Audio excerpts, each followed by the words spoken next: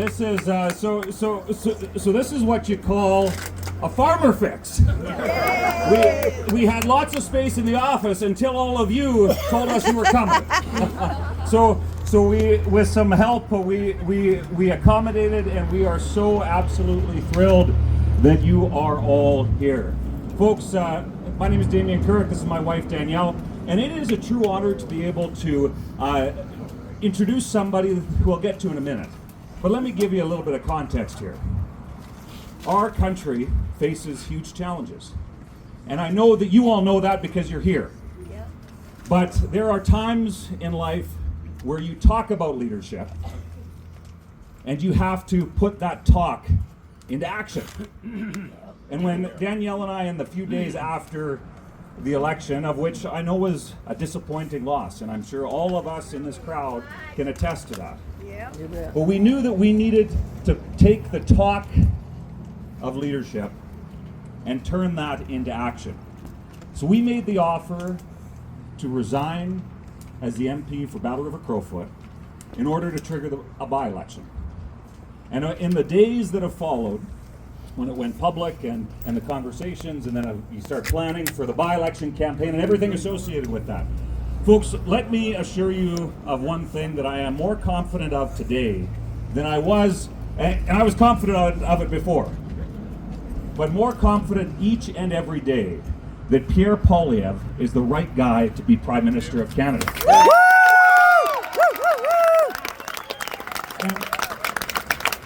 And as Danielle and I have worked with Pierre and Anna and his team and former colleagues, and I know there's a whole bunch of my former colleagues, because I'm no longer an MP now, hence why we're here. But we have seen the idea that you can put that talk of leadership into action each and every day through the actions of the leader of Canada's Conservatives. And as we have started the process of this by-election campaign, which was officially called on Monday, as we have been traveling across the constituency, connecting, door knocking, and I'll just give you a little bit of context. Pierre Poilievre runs between doors when he's door knocking, like runs. and I'm not sure if you can see this, but I wear cowboy boots, and that's not necessarily a good fit for that. But he puts that talk of leadership into action each and every day. So, ladies and gentlemen, I am more confident today than I was before.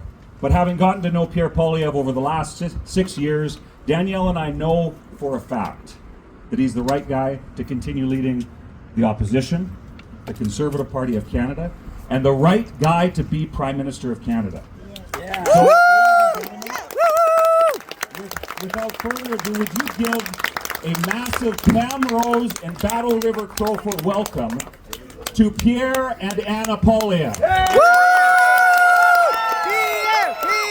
Pierre! Woo!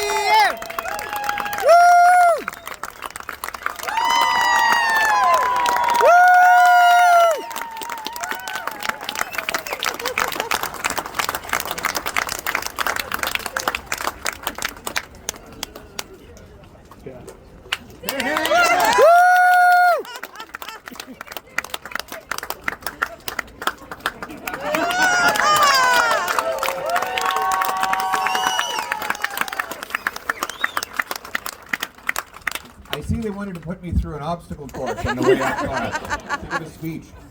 I think that's the most treacherous entrance I've ever done. I think Damien's trying to assassinate me. We survived so far, but we still haven't got down. Thank you very much, Camrose, for welcoming us here. We are so honored to be in this amazing hub of education, of agriculture, of oil and gas, of logistics, of entrepreneurship that is this wonderful place. And Damien, who is madly in love not only with his incredible wife, but also in love with this incredible region, has been teaching me so much about the genius, the relentless hard work, the determination and the patriotism of the people who live across the roughly 60 communities that he has so brilliantly and loyally represented just in the last 48 hours. Yes, give him a round of applause. Yes. Woo!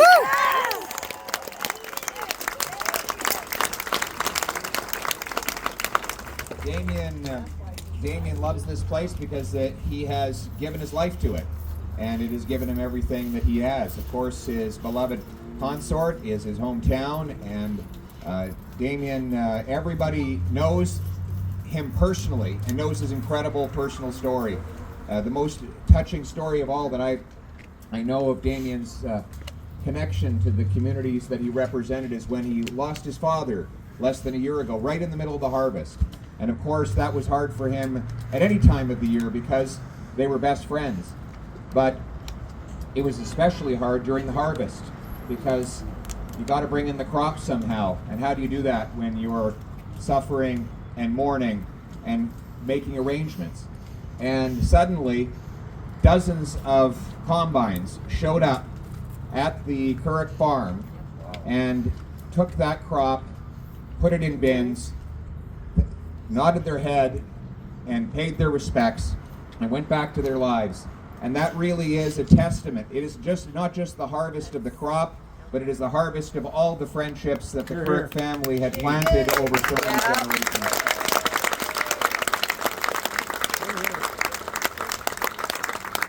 And it is also the story of Alberta, isn't it? That when something bad happens, when somebody's in need, you don't go fill out a form at a government office. You don't go hold a protest somewhere. You get up, roll up your sleeves, and help out.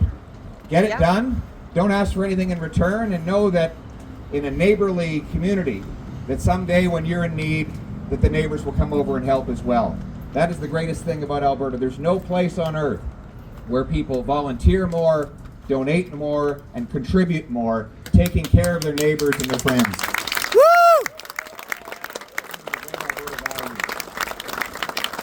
And speaking of those values, I just want to make sure I recognize some of the great Conservative members of Parliament we have here, who are all great Albertans. We have Blaine Culkins. Where's Blaine? Blaine, good to see you. And his daughter Cassandra is here. And Blaine is the chair of our, and Mike, senior advisor on outdoors, hunting, angling, trapping, and other issues like that. And so he's the guy to go see. He can he can set a bear trap for anybody. And he brings a lot of wild game to Parliament Hill as well. So whenever one of these needs a vote passed in the House of Commons, he shows up with a little bit of venison, and he gets what he's looking for. We got Mike Lake, the great Mike Lake from Edmonton. There's Mike.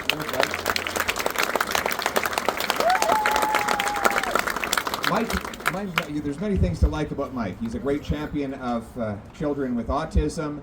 He is a champion of entrepreneurship, Canadian industry. But the greatest thing about Mike is, of course, he worked for the Edmonton Oilers. So.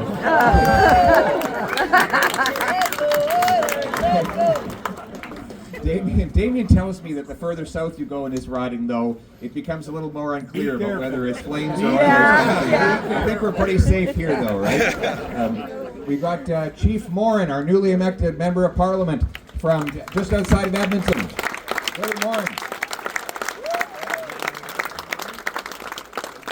Billy arrived, he took leadership of his community in Cree. They had a big deficit, high unemployment. He balanced the budget, paid down the debt, reduced the unemployment to, I think, 2 or 3%, brought big projects into his community, and he wants to take that same enterprising spirit right to Ottawa and help us balance the budget and bring common sense to Canada. We've got the great Arnold Grierson. Give Arnold a round of applause. Arnold's been fighting against human trafficking, exploitation, sexual exploitation, in addition to which he's a tradesman, and he's got a lot of practical common sense that he brings to Parliament Hill. We've got William Stevenson. Where's William? William is there. Give it up for William. He's got a great jersey on, Anna designed. Burton Bailey. Where's Burton? There's Burton. Where do you live, Burton? Red Deer, so not too far.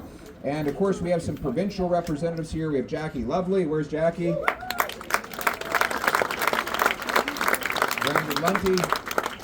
Brandon Lunty. And am I missing anyone? Is Kevin here? There's Kevin. Yeah. Kevin, great to see you. The great Kevin Sorensen.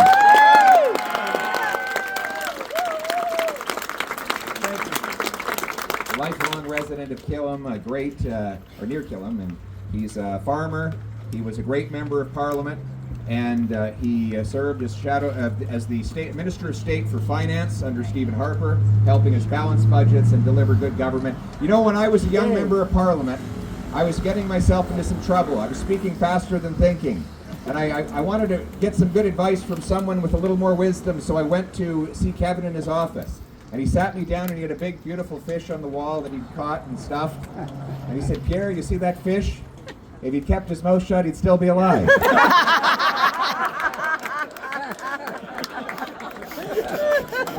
I love you though, Pierre. I love you too, Kevin. I never took your advice, but anyway, God love you. It was so great to be with you today at the farm, and thanks for treating us to a nice breakfast. It's so good to see you again, see you thriving. A great champion of the community. And you know, we've had a busy 48 hours. We celebrated Canada Day starting in Drumheller. Then we were off to Hanna. We went to Donalda, Stettler, Killam, Sedgwick. We went to where else did we go? Hardesty. Daysland. We knocked in Days. That was today. But it was all, we put how many kilometers did we put on? More than 500. And so his electric car was running out of battery juice.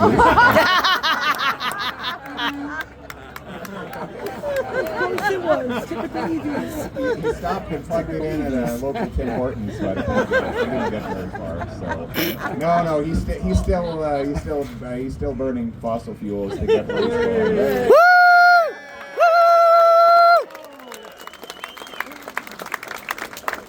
Well, we had some great times, and this is an incredible region. This is probably the most important region in a lot of ways in the entire country. Think about this. It's the place that feeds, powers, and protects the nation. Feeds through ranchers and farmers, powers through oil and gas, and protects through the great military base, CFB Wainwright. All of that in one place. You can't have a nation without all of those things. A major archaeological capital of the world in Drumheller. You've got a major energy capital of the world that few people know about in Hardesty. Anybody seen my video on Hardesty? Yeah! You've got $90 billion of oil through tank farms in a city of town of 600 people. That's $150 million for every man, woman, and child in that one place. And many folks don't even know it exists. Their lives would be turned upside down if suddenly Hardesty disappeared. They wouldn't be able to power their gas. The farmers wouldn't be able to power their cars. Farmers wouldn't be able to power their tractors. Many people might not be able to heat their homes. The essentials that fill our houses are not possible without fossil fuels. And there's no one hub anywhere in Canada that handles and then distributes more of it than right there in Hardesty, Alberta. And we need to expand Hardesty. We need more pipelines coming from Hardesty, going east, west, and in every direction, so that we can take the greatest and the cleanest energy and send it to the world. Bring that to our people. You like when I talk about Hardesty, eh? He's been working to get me there for a while. Yeah. And that's where I'll start off today on the substance of the matter. You know, we have so much potential in this country. The third biggest supply of oil anywhere on earth is right beneath our feet in Canada. We're the fifth biggest supplier of natural gas, yet the Americans are getting almost all of it at a massive discount. It's not enough just to have C5 to go around the terrible laws. We need to get rid of the terrible laws. Repeal C69, the anti-pipeline law. Woo! Yeah! Get rid of the energy cap. Get rid of the incredible delays. Liberals do while we're at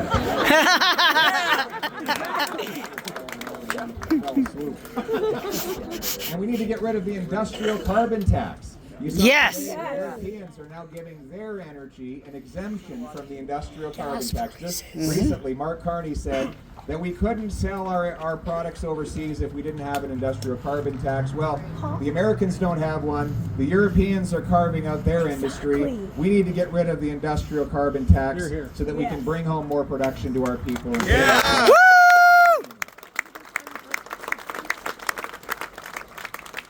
And we need more LNG. We need to ship, yes, finally, the LNG plant that Harper approved out in Kitimat is finally up and running. First shipment heading over to Asia. Yep. Just happened 2 days ago. We should have about 18 of these plants. And we have 1,300 trillion cubic feet of natural gas beneath our feet. We can ship it to the coast, cool it to minus 161 degrees, put it on a ship, send it to Asia, send it to Europe, break European dependence on Putin, and turn dollars for dictators into paychecks for our people. Yeah. Woo! And we need those paychecks to be in safe neighborhoods. So we need to stop the crime, including rural crime, which is becoming a problem for the first time really in our history. You know, it used to be in rural communities across the country, you could go out without even locking your door. But now, with the same tiny group of offenders being released again and again, our police can't keep up with them, and they go out and they steal fuel and copper, they commit violent crimes, they push drugs in our communities. We're going to get rid of the liberal soft-on-crime catch-and-release system, and we're going to bring in new tough-on-crime. 3 strikes, you're out. 3 offenses, no more bail, no more parole, no more house arrest, no more probation. Yeah.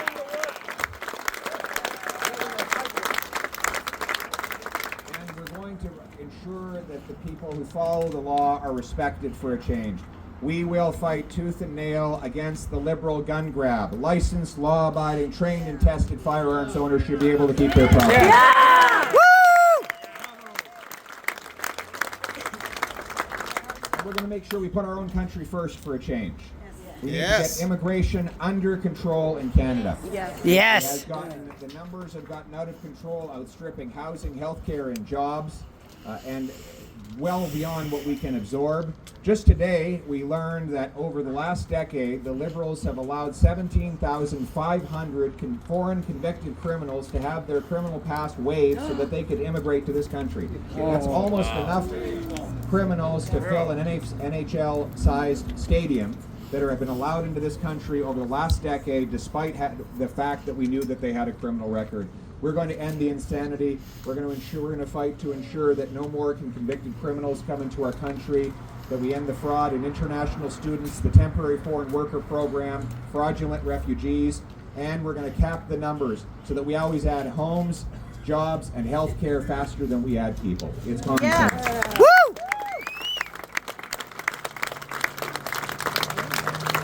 We also not just capping immigration, we have to cap the out-of-control spending. The government in Ottawa has gotten far too big, 100,000 near bureaucrats. What are you getting for your money? Nothing. We're getting worse service and higher costs. We're spending $26 billion on consultants.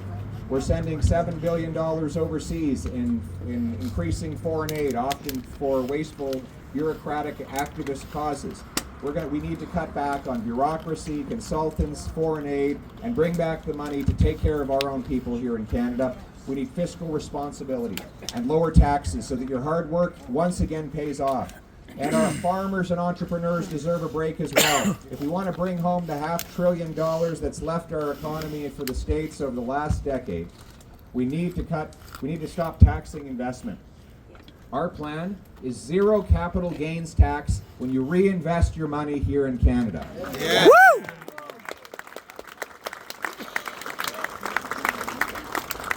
And we need to stand up for our farmers. Right now, our farmers are being overburdened with paperwork and bureaucracy. I just started speaking today, a gentleman who got a letter about AgriInvest. He has to do now a full environmental assessment on his property just to apply for an AgriInvest matching fund for the first time ever. So he's now got to go out and hire a bunch of consultants to come on his land and tell him whether he's running his farm properly. We don't need bureaucrats in Ottawa dictating to farmers in communities in Western Canada. We need the farmers to have simple, clear programs they can spend the time planting, harvesting, feeding the livestock, and feeding our people, across this country rather than feeding bureaucracy with paperwork. Yep, exactly. And listen, we also need to put an end to the attitude in Ottawa of pay up and shut up. The attitude that dictates from the nation's capital what Albertans should do, how their money should be spent, and how they should live their lives. Albertans are smart enough, they have the common sense, the work ethic. We have the ability here in this province to make our own decisions and to live our own lives. We are proud Canadians. I am a proud Canadian, and I want Alberta to forever be part of Canada. That means that we have to make the deal fair for Albertans. That means that we need a smaller federal government and a bigger Alberta. Less money going from Alberta taxpayers to the nation's capital. More. Yeah. Woo! More respect for the rural way of life, as I said, including the rights of firearms owners, farmers, and oil and gas workers. As someone who grew up in Calgary, my earliest memories are the National Energy Program. When I was a little kid, my folks lost everything, more because of the interest rates that went up to 20%. We lost our homes, and we had my dad and my mom had one house, and my mom had saved up as a teacher at 2 little rental properties. We lost all of it because of the Trudeau policies. And I remember as I got older and learned about why that happened, that I always pledged to defend fairness for Albertans. And that is my commitment to you, that every day in every way I will stand up for Albertans, demanding fairness for the people in this wonderful province that I have called home, the province that gave me everything I have. And I want to acknowledge on that point, my beautiful mother is here. She's from Calgary.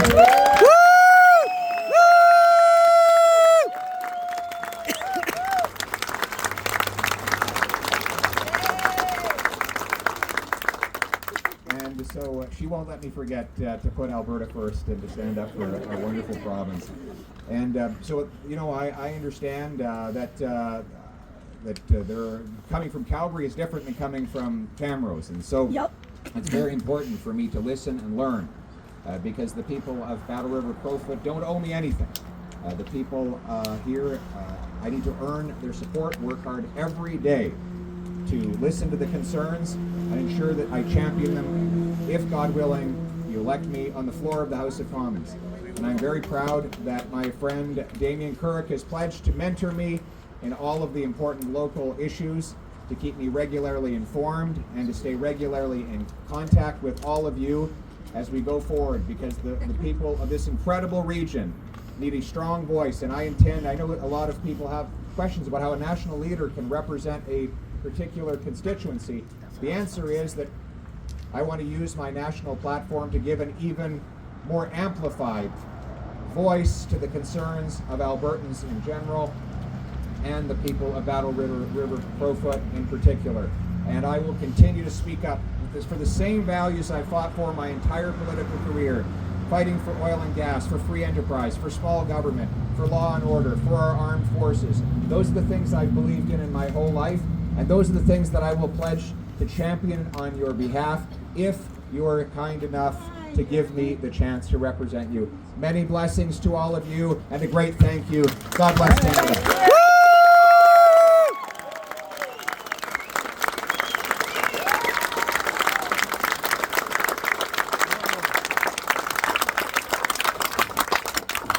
God bless Pierre, poilievre. Yeah!